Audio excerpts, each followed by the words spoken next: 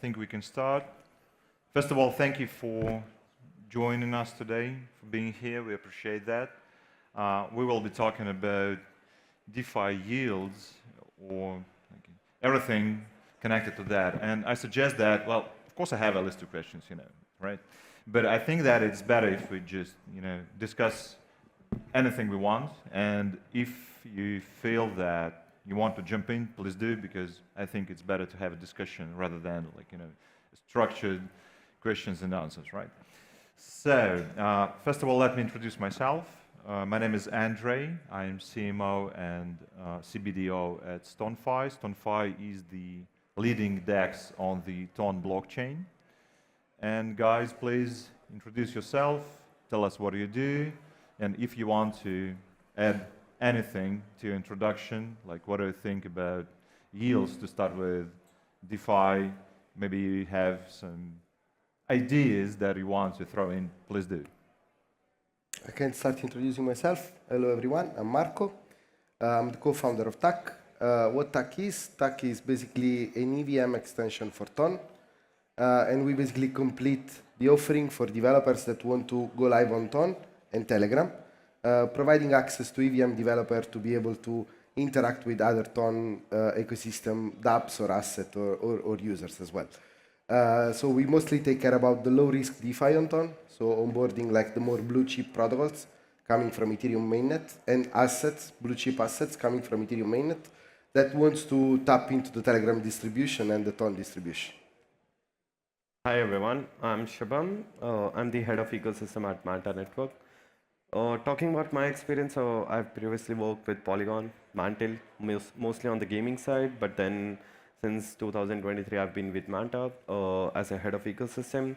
Talking about Manta, so Manta is a layer 2. Like initially we started as the privacy chain, then we shifted to modular ecosystem as a layer 2, but now as we know, like the layer 2 are too fragmented. So we are planning and we are discussing some products internally which can be launched, which can be revenue generating, which can have a product market fit, so that next time when I come on a stage, instead of telling you I have a layer 2, I can just explain you what my product is. Thank you. Hi, everyone. I'm Rand, co-founder of Orderly. We developed the world's first perps DEX launchpad 9 days ago, which is you can launch your own perps DEX with your own brand, colors, logo on us in a span of 10 minutes without writing a single line of code. It's live on 18 different chains, multi-collateral, 130 different perps markets, deep liquidity. And since we launched 9 days ago, it's about 1,000 perps DEXs launched on top of us since then, including memes, KOLs, projects, all types of communities. So welcome to try it out, dex.orderly.network. Cool, thank you. My name is Konstantin. I'm a co-founder and CBDO of Paybis. We're 11 years on the market, and our main goal since day one was to make crypto simple for people. So our mission now is to bridge the gap between Web 2 and Web 3. Last maybe 5 years, what we all saw that a lot of centralized exchanges and wallets started to offer their customers to buy their crypto inside their applications.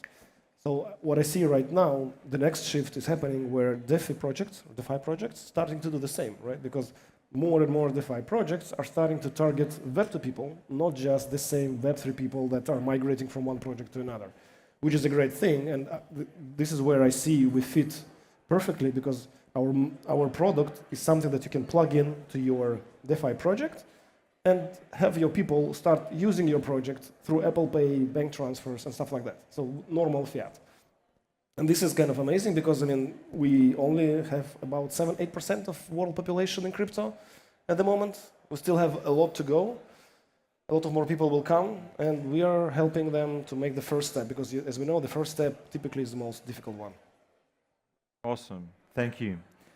I have this question. So the title of our panel implies that there could be some yield, or some value beyond yield in DeFi, right? So do you think it's actually possible? Is it a valid question? And so we have different products over here, actually, because we have infra products, we have consumer-facing products, and it means that even yields, or what we think when we're thinking about yields, it could be different in your products. But traditionally, I would say that usually when you hear a yield and DeFi, so you hear these two words, usually you start thinking about some incentives, right? Which could be quite often short-term. And I understand that in our products, these could be different because these products are different. But if you have any incentives in a product which you provide to your users, do you think that these kinds of products can exist without these short-term incentives? And is that even a valid question? So let's think about like ideology behind that. I can start. Let's do it. So, what I always kind of try when I'm trying to explain crypto space to Web2 people who are not yet into crypto, everybody can understand like trading on exchanges, wallets, and so on. But when I'm trying to explain that, look, guys, there is so much more in DeFi space. This is where it gets complicated, right? Because staking, yield, swaps is just one of many different type of applications you can build in DeFi. And what excites people the most, right, that you can start creating interesting projects and delivering value to your users without like getting study for 10 years, right? So you just need a little bit of coding skills. Now with AI, you don't even need the coding skills, right? So as soon as you imagine something and you want to build it, it's so easy now to build in DeFi. For example, if you, now with Orderly, right? You can just build your own DEX, as I understand, very quickly. DEX can be your primary goal. Maybe it will be just a supporting product for your other features that you're building. So I think there is much more value in DeFi space, and we're just scratching the surface, because when you build a tool for people to use, then when it explodes, right? Because we cannot still maybe imagine all the use cases that can be in DeFi, but we need to build tools for people to create projects using these tools, and then we will see, I think, a lot of interesting stuff. The same that happened with AI. AI appeared, people are doing so much things that they were not able to do before. I think the same will happen with DeFi. Yeah. I can go next. So the first question was, is this yields actual and is it valid, right? Is it a valid question beyond yield? I specifically think, let's say, the more developed a country is, the yields you get in the financial TradFi side, right? The more underdeveloping countries, it's the more yield you get because the bond rates decreases, the credit rating decreases. So let's say if you get a 20% yield on your saving account in your bank, so why would you come to DeFi? That was the first question. Why we need DeFi? Because let's say right now, if I can earn a specific yield, which is actual money, not if I'm going to launch a token in future and I'm giving you incentive, that doesn't make sense. But let's say if I can actually give you a number, if you invest like $100, I give you like $130 at the end of the year, apart from the incentives and tokens. So that is a good yield, not just for us, but also for the institution. So that is the reason I think so, like all these big players coming in, like BlackRock investing in BTC, ETFs and stuff. The reason behind that is not that they want to hold these BTCs and ETF. It is more about the arbitrage opportunity between it. So let's take an example. So if BlackRock holds 100 BTC right now, and they have a ETF fund, which is 1:1 on the BTC side, whenever these BTC go up, they just buy whatever they hold over here in the index fund, they just go and sell over here. And whenever this goes down, they just come and buy from here and sell over here. So this is the opportunity which they are capturing. We all see it as an ETF for the mass adoption. It's more about the arbitrage between all the index tokens and all the native underlying tokens. So this is one of the important things which also market makers were doing in the crypto industry. All the HNIs and other things who have a lot of money were trying to capture the arbitrage between it rather than just holding the tokens and getting the specific yields or a token of a particular project. So I think so, like there are a revolution right now where people are shifting from the infrastructure, just like many chains are doing that.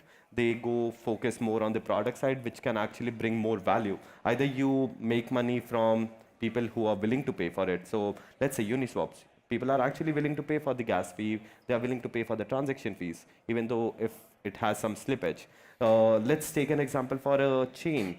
People are paying a gas fee, but that doesn't make you revenue that much, right? So I think so every chain will have a follow-up model where they'll have a product which will be related certainly to a DeFi, where people can actually earn some money, and then it goes back to the chain revenue.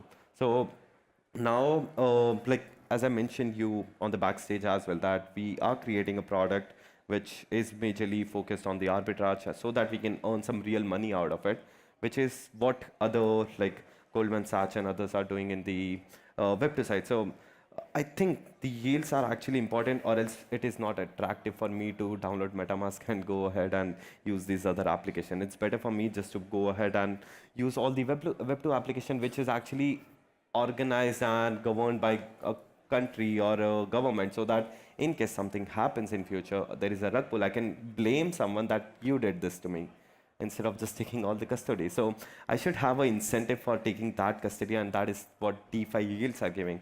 Right now, I know a lot of like people are getting the yields based on the farming points, but maybe there are some other yield pools as well which are actually giving out the money.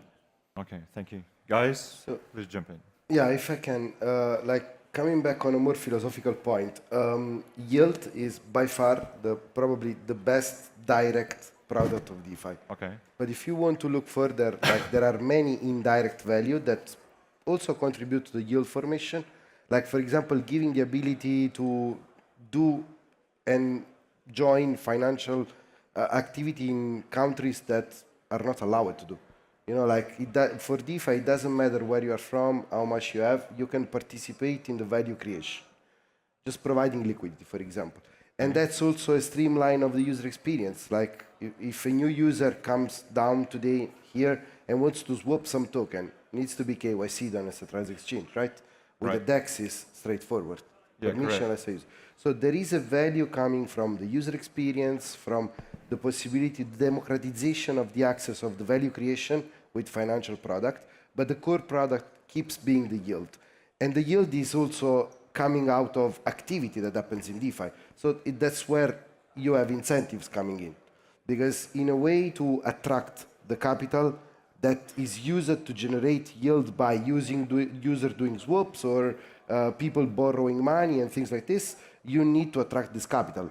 So incentives is like your marketing weapon that let you compete with other 200,000 DeFi protocols that are there that are competing for the same capital in the end.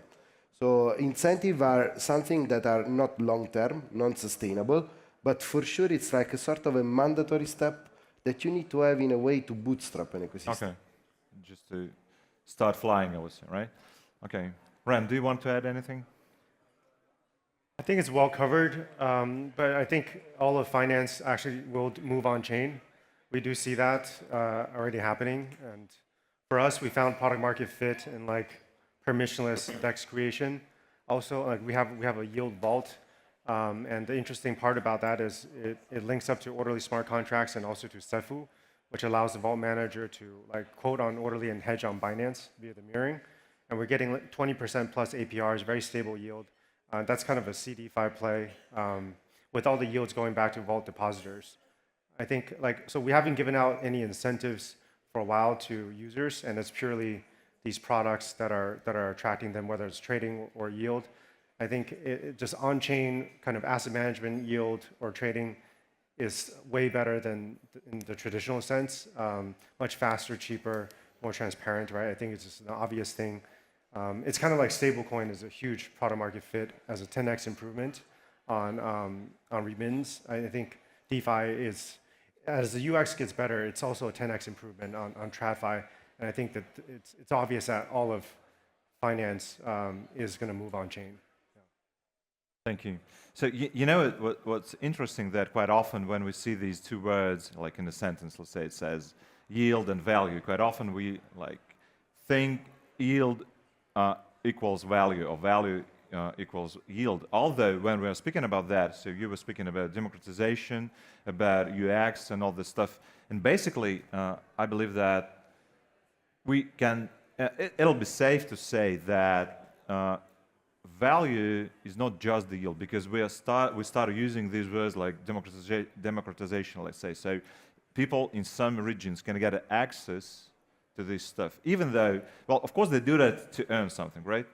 But I mean, quite often just this access is value. So, and that's the main point, and I totally agree with you about the incentives, that they can be used wisely when you're starting, because, well, sometimes it's just a step that you need to take, but then you need to find different value, like what we discussed. Okay, but I heard the word stablecoin. What do you think? So we have DeFi, like the first word. The second word is stablecoin, and we know that stablecoins is like it is the thing now, or one of the main things, right? So how do you think? What role do stablecoins play in DeFi currently? Please I can start. go. I Okay. can go. I can go. It's okay. So I would like to highlight the point which Marco mentioned previously, the accessibility, right? So let's say if I am in a country where you don't have access to anything, and let's say if I have stablecoin in my MetaMask, I can easily use it across the world to get my salaries, to pay someone, to off-ramp it, to do OTC, anything, like whatever you mentioned. So But it's it not isn't- DeFi, right? So Sorry? But it's not DeFi. Oh, it's not Meaning DeFi. like it's a like general use case for stablecoins, General, which is yeah. understandable. So, but what about DeFi? So specifically on DeFi, I think so like one major use case which we have seen right now was about the RWAs, which are giving you yields which can be used across the DeFi. So I've seen a lot of like people shifting from USDT, USDC to yield-bearing stablecoins, which is a part of DeFi, but I think so like it is more on the RWA side. But yeah, so apart from that, on the stablecoins specifically, there are a lot of pools which are helping out right now to get the incentivizing. I've also seen one interesting thing which we have all also seen, like everyone has launched a token previously. So initially all the tokens which were launched were majorly backed by their own tokens, or the incentives were backed by their own tokens. But recently, stablecoin has been the major power where all the yields, all the incentives and everything goes on that particular side. Apart from that, I personally feel that recently all these chains coming around, like the stablecoin chains, will actually bring more value on the like the incentives. It will be more value in terms of adoption, and like Paybase is doing like off-ramp and on-ramp. That time the major value comes from the USDC, USDT and ETH as a pool. Awesome. But I think also the main value in stablecoin in DeFi, like back in the days when it all started, was that people can trade and fix their profits. Right? Because on centralized exchanges, they could fix the profits against euro or dollar, right? Then USDT came up, and USDC came up, and now it's used a lot also in liquidity pools. So people create new tokens, liquidity pools against stablecoin, so people can trade and they can fix or get out of specific token, keep their money in stablecoin, wait for the next trade, or maybe decide, okay, I want to continue trading with this capital, or for example, I want to stake that specific I amount. agree with you. I mean, this is what I do personally, right? I always have some stable coins because if there is a hype, like Aster, for example, I bought Aster with the stable coins that I had specifically waiting for the next interesting project that I will see. I may be bold with my sentence, but I believe that DeFi without stablecoin cannot exist. Why? Because stablecoin, like DeFi is all about risks, right? Yep. And stablecoin is about de-risking everything. Basically the same. Like then you need to like Yeah. get a profit, right? I mean, it's not just about getting a profit. It's just about having some risk factor that can be narrowed down at some point in a strategy. Like the entire DeFi ecosystem works about this, right? The yield comes from activity coming from other users, but then you need the de-risking part of that comes from stables. And of course, that's also the reason why the most important stable are the one with higher network effect, because are the one with lower risks as well. Awesome. Ren, I have a question to you. Yeah. So you are building an infra project or infra product which other companies can use, right? So what do you think, is there any risk for you that end users don't know your product? So they actually use some other application, you power this application, but users don't know anything about that. May it happen? Is it a risk for you? What do you think about that? Right, so we're kind of like the Shopify for DEXs. The people building, they can spin up a DEX in 10 minutes without any code. I think that's a huge unlock for creators, KOLs, communities, because they often don't have the capacity or the team to create a product, and it takes a lot of time and money. So we allow them to do that very quickly and very low cost. And they can choose to put like a Powered by Orderly logo on the product if they want, but it's up to them, right? I mean, ultimately, we're trying to bring value to them, to empower them, and then that brings value to us. So I think it's just about giving value to people and giving them what they want. I mean, through this process, I mean, there's 1,000 DEXs that got created in 9 days. So people do end up knowing about us in some form, way, or another. So I think that's the... Would you incentivize those projects who use your brand, building their own DEX with like, I don't know, extra value?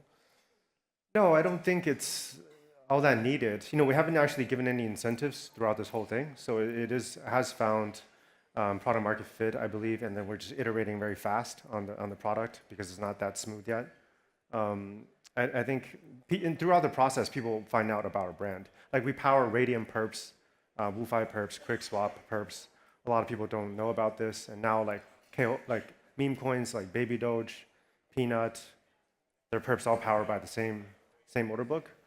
So, I mean, I think people end up knowing about us at some point, one way or another. It just doesn't have to be. We don't want to force anything on the builder themselves. I think you can have the same question because it's Yeah. quite similar, right? Yeah. Like, I really think it depends in the end of the day. It depends if the infra provider is able to create a value accrual back to what is the token in the end, because we are in this business, like our fundamental metric of measure is our token in the end. So if the infra provider is able to accrue value back to the token, it's not at all necessary to be present capturing the value from the user. Like in our case, for example, ton user, they don't even know the tag exists. Yep. When you use Morpho, when you use, I don't know, OLR, or when you use other EVM dApps that we onboarded on Ton, the user send a transaction on Ton. It uses a Ton wallet, it pays fees with Ton. And it gets whatever is the return from the dApp, like, I don't know, borrowed money or another token for a swap, without even noticing that he's interacting with an EVM chain that is like connected to Ton but separately. And that put us in a completely like hidden mode. But there is a form of value accrual that fall back that actually makes our token to actually be like not like a down-only token, if you want, you know. So that for me is the most important part, rather than being on the front and marketing and things like this. Then of course you need a community around the token to make sure that that there is some awareness about the token as well. But that comes in like in a separate discussion. It's more about marketing and community activation and things like this. Okay, but still, to put it short, so do you think that it is a risk for you, or you are fine with that? So in our case, super fine. If there is no value accrual for the token in the infra provider, then there is a big risk, yes. Okay, guys, it seems that time is up. Is that so? We can continue. I don't know. There's the time over there, but nobody's stopping us. Should we wrap up? Okay, thank you. I actually had another question, but let's put it very short. So I wanted to ask you about regulation, but probably Konstantin is the best person to address this because you provide on-ramps and off-ramps, which is like the thing which is regulated. Yeah. So what do you think about that? Speaking about DeFi, so should be DeFi regulated or not? What do you think? Well, the thing about regulation that it's always about consumer right protection, right? Okay. So people can trust centralized exchanges like us and everybody else that they will get the service they want. The same happens with other industries, banks, Airbnb, Uber, right? So as soon as more people will start getting into Web3 in general, the more regulation will follow. Because as soon as people start complaining that, I mean, we have a lot of issues in Web3. It will. But the question is, do you think it's a good thing? It's like the coin is two-sided. It's good for adoption because more people will trust it because it's regulated. but it will be more complex for existing people to use it and for businesses to run it. So it's like, you know, catch-22, more or less. Can we say that it is evil, but we need it? Or it's a good thing and we are fine with that in DeFi? I think we will still always have some parts of DeFi which is not regulated, and it's good to keep it like this, right? Because it's easy access to DeFi for any person around the world, because they can just start without any, you know, bank accounts, KYC or whatever. And we still need it for innovation. People need to innovate. They need to have a quick access to innovation. But those parts of DeFi that, for example, staking, right, where it will become like significant value of money that can impact real economy, regulators will come sooner or later. Like they came with Mika in Europe after like 8 years, right? Because the first law was proposed like back in 2017 or 18. Then it went through all the European parliaments, blah, blah, blah, and now it's live. And now again, a lot of years, given like 2-3 years for implementation. So I think in several, maybe next to 5 to 10 years, we'll see regulation will also catch the DeFi space. Okay, we'll see, we'll see. Unfortunately, we have to stop now. Although Thank you very much. we could was a pleasure. continue. Thanks a lot, guys, and thank you for joining us. Yep.